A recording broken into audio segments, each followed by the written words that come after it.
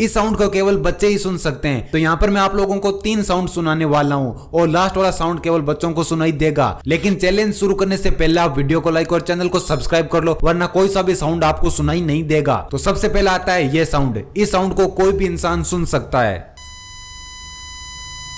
अब आता है ये साउंड। इस साउंड को केवल वही लोग सुन सकते हैं जिनके कान काफी अच्छे से काम करते हो। और अब आता है ये साउंड। इस साउंड को केवल और केवल बच्चे ही सुन सकते हैं।